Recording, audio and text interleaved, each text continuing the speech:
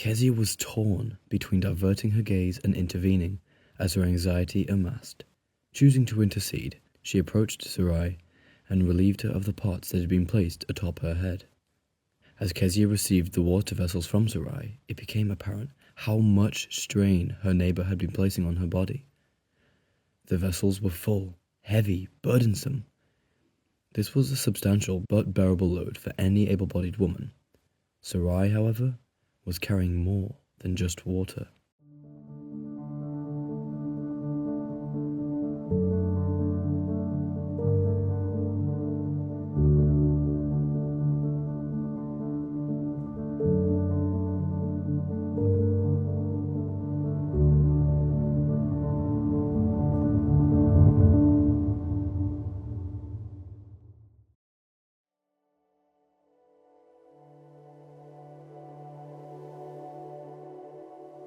It was Kezia's knowledge of Sarai's additional load which fueled her worriment, her understanding of the fragility of life which invigorated her anxiety, the fragility of life which dwelt within Sarai's body.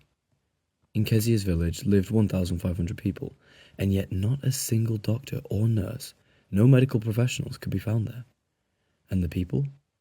They cared little about that. This peaceful village of thatched roofs and dirt roads was more concerned about superstition than about healthcare.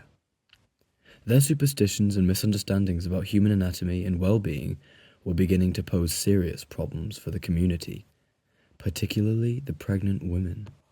Some people believed that the medicine prescribed by doctors would hinder their health, while others were simply afraid of receiving shots or swallowing prescription pills. Some women feared that iron supplements taken during pregnancy would cause the baby to grow faster and hurt the mother in the process. This was the only world that Sarai knew, and she soon fell wounded before it. To Kezia and her husband Reuben, the great need for medical education and training was nothing short of a necessity. As GFA supported workers, this was a task not too far out of their reach, a powerful step in the right direction, it would seem, but perhaps a step too late. Rarely shying away from physical labor, Sarai, despite being with child, still engaged with her standard tasks and chores. Unbeknownst to her, she was progressively diminishing her chances of a successful pregnancy, to her most sincere devastation. Sarai's lifestyle finally gave way, and the child whom she had carried and nurtured from within was seized by fateful circumstances. Sarai, during her second pregnancy, faced her first miscarriage. As a faithful believer, Sarah became neither doubtful nor angry towards God. Yet disappointment and grief were not too far from her and her husband. Those feelings came in abundance. Sarai maintained her faith in God and actually grew in intimacy with him through such a tragic experience. Kezia and Reuben had not turned a blind eye to the world around them. They did not neglect it, they did not abandon the need of the people, they did not withhold their love.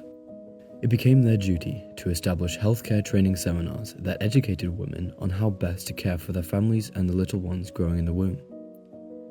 In doing this, Kezia and Reuben sought out an end to the unnecessary illnesses, spread of disease, and miscarriages, and it bore much fruit, as many women from around the village began attending and listening with keen intent and an eager desire to learn. In light of her recent loss, Kezia implored Sarai to attend a seminar so that, should she face another pregnancy, she need not face it alone.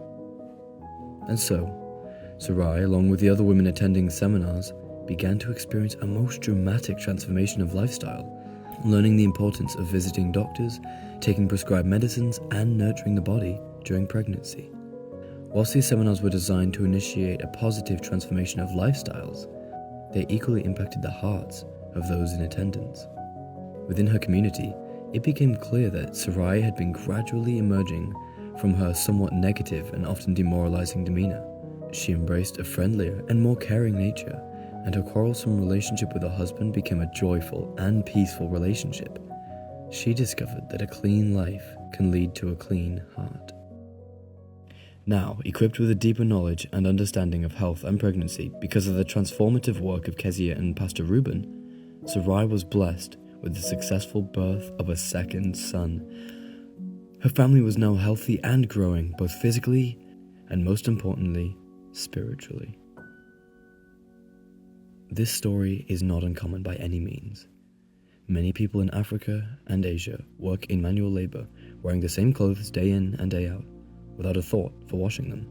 And people without understanding of germs often leave food out to go stale or attract various insects or parasites. We at GFA World believe it's important that these people are offered the chance to hear of how they can keep their physical and spiritual bodies healthy. By giving to our health and healing giving category, you will be doing just that. Please feel free to like and subscribe if you enjoy our videos. Thank you for watching.